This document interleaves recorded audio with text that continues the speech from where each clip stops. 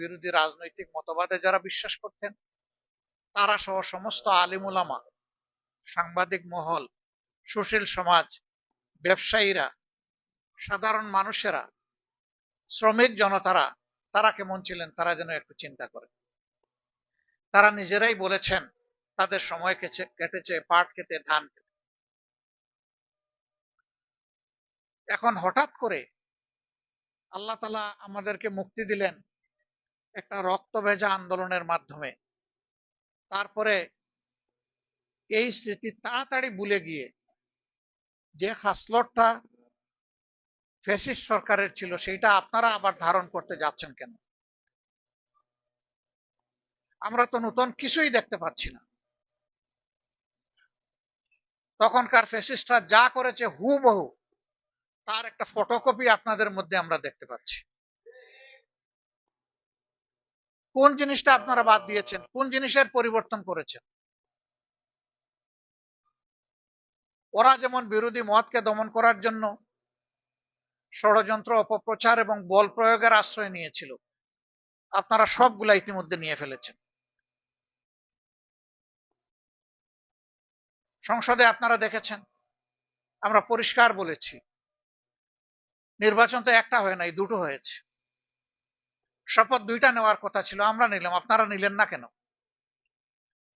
সেই আপনারাই তো আমাদের মতো বলেছিলেন গণমুটে হা বলুন। তো জনগণ তো হা বলেছে। 70% মানুষ হা বলার পরে জনগণের এই অভিপ্রায়কে আপনারা অপমান করছেন কেন? অগ্রাহ্য করছেন কেন? 71-এর যুদ্ধ কেন হয়েছিল? বেসিক দুইটা কারণ ছিল। একটা ছিল বৈষম্য, আরেকটা ছিল জনগণের ভোটকে সম্মান না দেখানো। এখন হুবহু দেখি তাই সবকিছু, কোনো বেশ কম দেখতে পাচ্ছি।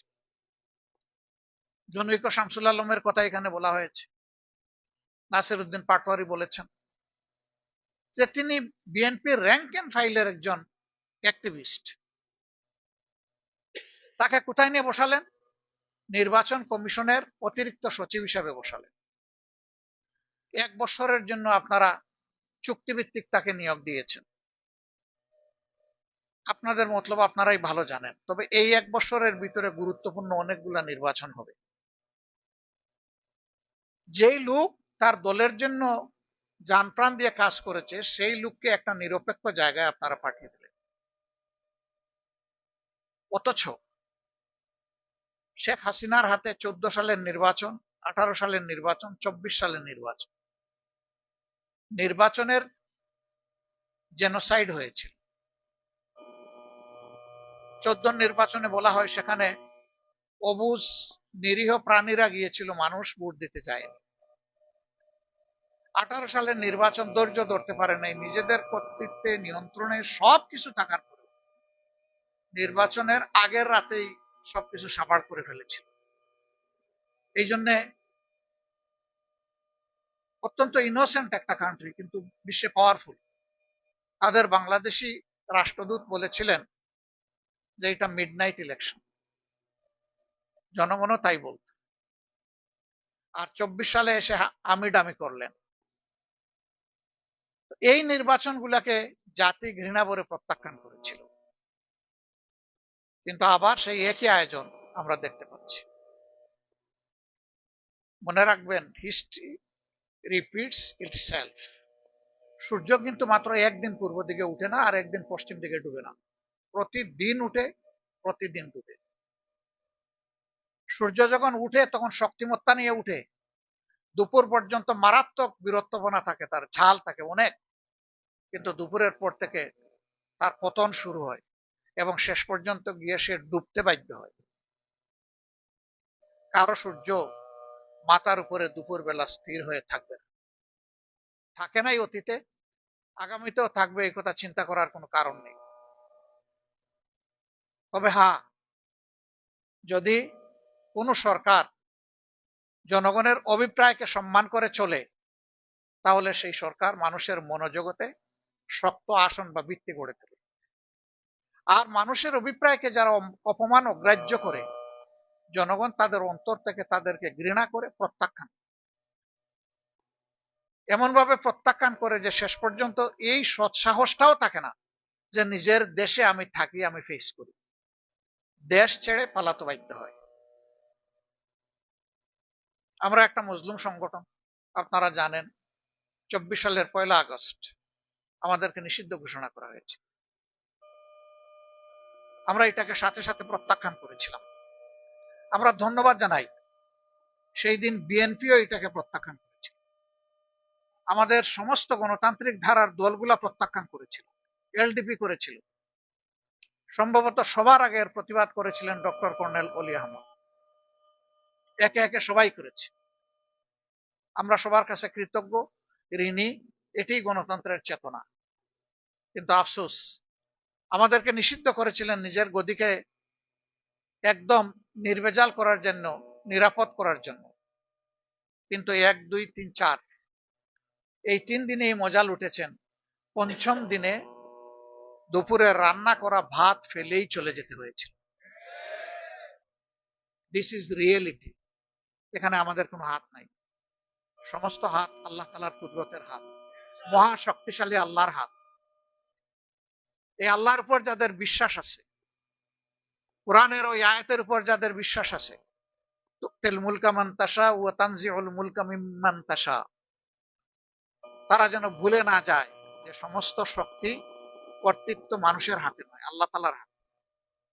মজলুমের আহাজারি যখন বাতাসকে ভারী করে ফেলে, আল্লাহ তাআলার সাহায্য তখন জমিনে নেমে আসে। কি হলো? মজলুম ছিলেন, এখন জালিম হতে যাচ্ছেন কেন? একটা ইনোসেন্ট ছেলে আলিফ, আমি তাকে দেখতে গিয়েছিলাম হসপিটালে।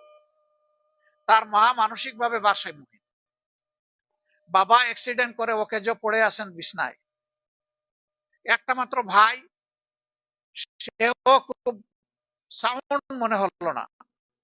এই ছেলেটা ইন্টারমিডিয়েট পরীক্ষার্থী আগামীতে, সে একাধারে লেখাপড়া করে, টিউশনি করে, তার পরিবার চালায়। এই ছেলেটাকে রড দিয়ে পিটিয়ে তার চোখ শেষ করে দিলেন, দুনিয়া দেখার আলোটা নিভাই দিলেন। তো চোখ তো শেষ করেছিল, শেষ হাসি না। আপনারা আবার শুরু করলেন কেন? হ্যাঁ, পাটোয়ারি একটু গরম বক্তব্য দেয় মাঝে মাঝে, অনেকের কষ্ট হয়। সে নরম সুরে বলেছে, আমি আর গরম বক্তব্য দিব না, কোনো বক্তব্যই দিব না, শুধু আলিফের চোখটা ফিরিয়ে দেন মাননীয় প্রধানমন্ত্রী। পারবেন? চোখটা ফিরিয়ে দিতে পারবেন? পারবেন না। নিরীহ একটা ছেলে, সে কি হাতে অস্ত্র নিয়ে কাউকে মারতে এসেছিল? নেতৃবৃন্দ আক্রমণ করা হয়েছে, তার আবেগ এবং দায়িত্ববোধের জায়গা থেকে তাদেরকে প্রোটেক্ট করার জন্য সে এগিয়ে এসেছিল। তাকে শেষ করে দেন কেন? এই নির্বাচন হওয়ার পরে দুঃখজনক, বর্তমান সরকারি দলের হাতে আমার 4 জন সহকর্মীকে জীবন দিতে হয়েছে। কেন এটা শুনতে হবে? কেন এটা দেখতে হবে? জায়গায় জায়গায় হামলা শুরু হয়েছে, মামলা শুরু হয়েছে। আশ্চর্য! আপনারা মারলেন, মব সৃষ্টি করলেন, লোকদের বন্দি করে রাখলেন, তারপরে আবার উল্টো তাদের মামলা দিলেন। মামলা তাই হচ্ছে। ধন্যবাদ মতো একটা দামি ব্র্যান্ডের পণ্যের কাছে তারা সেখানে চিন্তা করতে গিয়েছিল। সেদিন আমি বলেছিলাম যে যারা তো ওই দিকে হাঁটছেন, শিক্ষামন্ত্রীর বিরুদ্ধে মামলা দিয়েছিল। তারা এতটুকু অনুভব করেছেন যে একটা ভালো স্ট্যান্ডার্ডে অন্তত আইফোনে নিয়ে এসেছে। খুব ওইগুলোই আপনারা অনুসরণ করেছেন। কোন জিনিসটা বাদ দিলেন না? এখানে আমাদের মধ্যে একমাত্র বর্ষিয়ান রাজনীতি